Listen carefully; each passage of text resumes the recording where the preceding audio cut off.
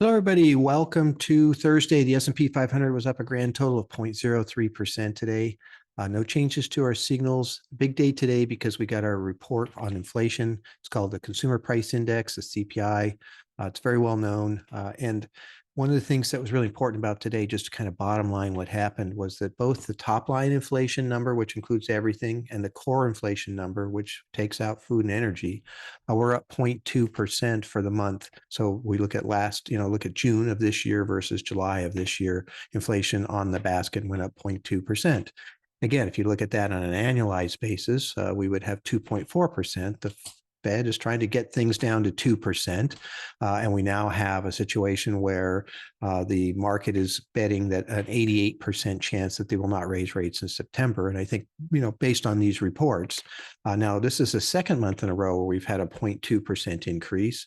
And that's the best we've had in 2 years. And also before the pandemic in 2019, we had a 0.2% increase per month on average. So in a way, for the last couple of months, we're kind of back to where we were prior to the pandemic. Now, there is one caveat to that, in that the Federal Reserve does pay attention to the CPI report some, but they really like what's called the PCE report. That's Personal Consumption Expenditure Index report that comes out at the end of each month. So we'll see that here at the end of August. But if we look at what happened for June, the report that came out at the end of July, that was also 0.2%.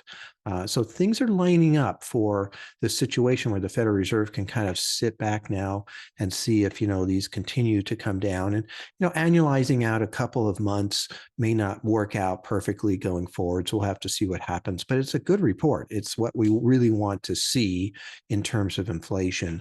And it was interesting to look internally to what happened, but altogether, just understand the market is looking at this. And that market was actually up quite a bit in the morning after this report came out. So obviously the market felt pretty good about it.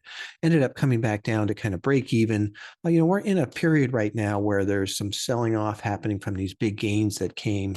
We're also in a period where, it's kind of a soft time. August tends to be soft for the market, mainly, I think, partly because it's vacation time. Lots of money managers are out of the area and what have you too. The pattern prior to the pandemic is we'd have a soft August, and then September might pick up a bit after Labor Day and those types of things. So, and we'll see how this plays out. We're still in this consolidation period. As far as I'm concerned, I don't see anything to worry about here as far as that goes.